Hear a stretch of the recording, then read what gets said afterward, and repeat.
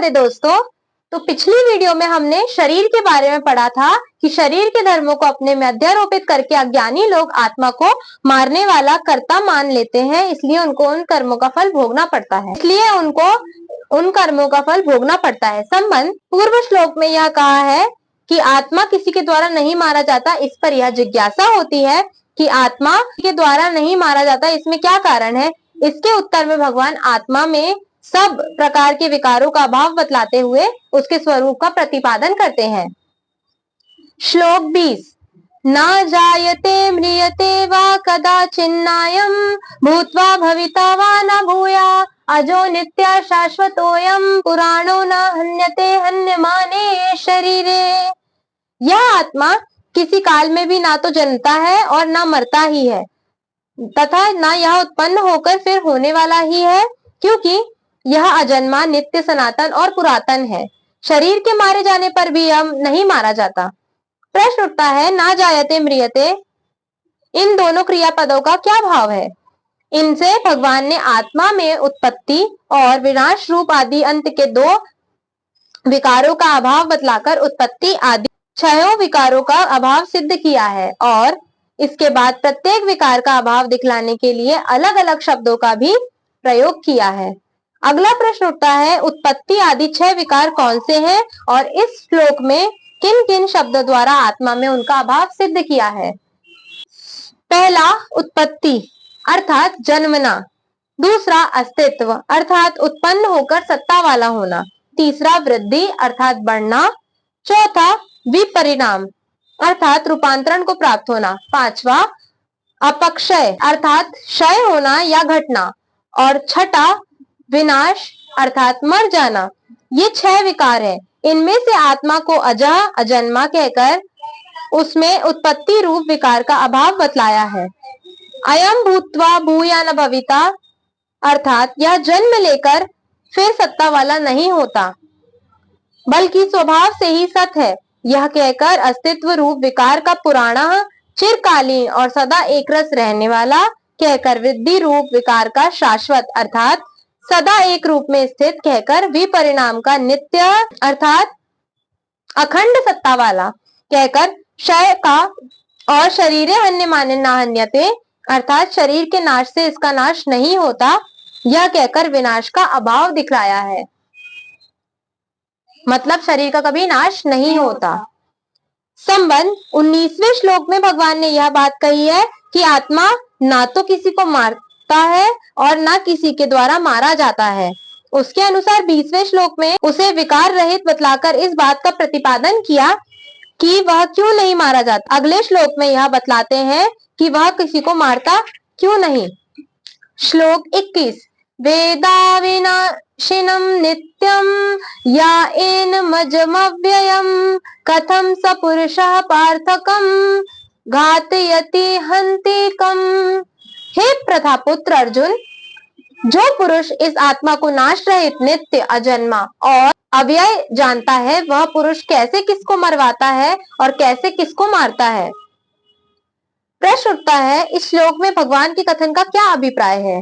इसमें भगवान ने यह भाव दिखलाया है कि जो पुरुष आत्म स्वरूप को यथार्थ जान लेता है, जिसने इस तत्व का भली भांति अनुभव कर लिया है कि आत्मा अजन्मा, अविनाशी, अव्यय और नित्य है, वह कैसे किसको मारता है और कैसे किसको मरवाता है, अर्थात मन, बुद्धि और इंद्रियों के सहित स्थूल शरीर के द्वारा दूसरे शरीर का नाश किए जाने में वह कैसे मान सकता है कि मैं किसी को मार रहा हूँ या दूसरे के द्वारा किसी को मरवा रहा हूँ, क्योंकि उसके ज्ञान में सर्वत्र एक ही आत्म तत्व है जो ना मरता है और ना मारा जा सकता है। आत्मा को ना मारा जा सकता है और ना आत्मा खुद मरती है, ना किसी को मारता है और ना मरवाता है। अतएव यह मरना, मारना और मरवाना आदि सब कुछ अज्ञान से ही आत्मा में अध्यारोपित है, वास्तव में नहीं है।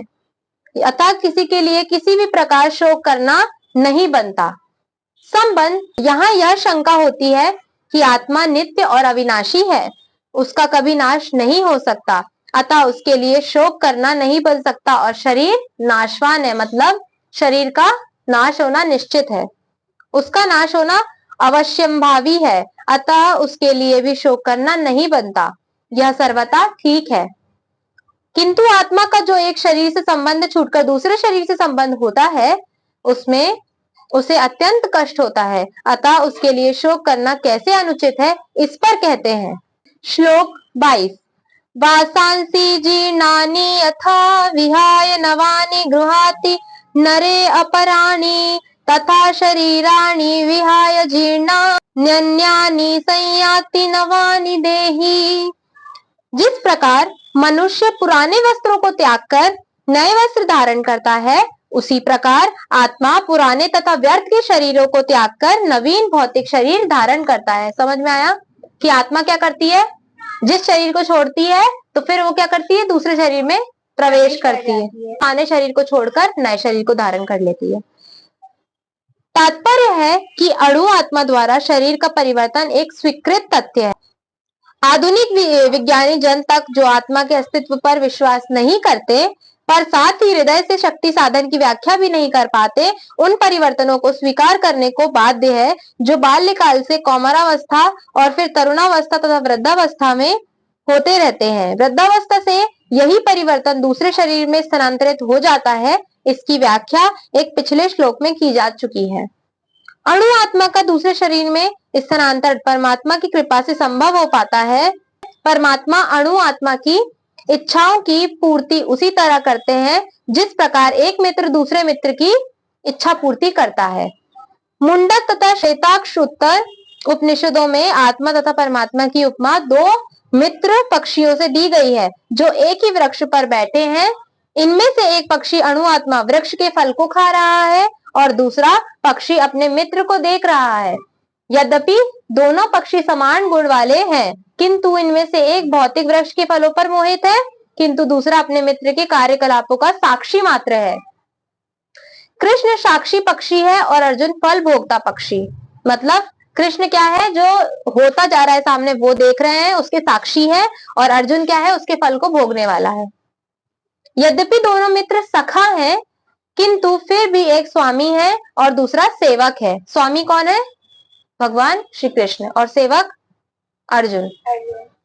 अणु आत्मा द्वारा इस संबंध की विस्मृति ही उसके एक वृक्ष से दूसरे पर जाने या एक शरीर से दूसरे में जाने का कारण है। जीव आत्मा प्राकृतिक शरीर रूपी वृक्ष पर अत्यधिक संघर्षशील है, किंतु जो ही वह दूसरे पक्षी को परम गुरु के रूप में स्वीकार करता है, जिस प्रकार अर्जुन कृष्ण का उपदेश ग्रहण करने के लिए स्वेच्छा से उनकी शरण में जाता है, त्यों ही परतंत्र पक्षी तुरंत सारे शोकों से विमुक्त हो जाता है। मुंडक उपनिषद तथा श्वेताक्षुत्तर उपनिषद समान रूप से इसकी पुष्टि करते हैं। समाने वृक्षे पुरुषो निमग्नो अनिशया शोचति मुहमान जुष्टम यदा पक्षत्यन्यमीशमस्य महिमानमिति वेत शोकः। यद्यपि दोनों पक्षी एक ही वृक्ष पर बैठे हैं, किंतु फल खाने वाला पक्षी वृक्ष के फल के भोक्ता रूप में चिंता तथा विषाद में निमग्न है। यदि किसी तरह वह अपने मित्र भगवान की ओर उन्मुख होता है और उनकी महिमा को जान लेता है, तो वह कष्ट भोगने वाला पक्षी तुरंत समस्त चिंताओं से मुक्त हो जाता है।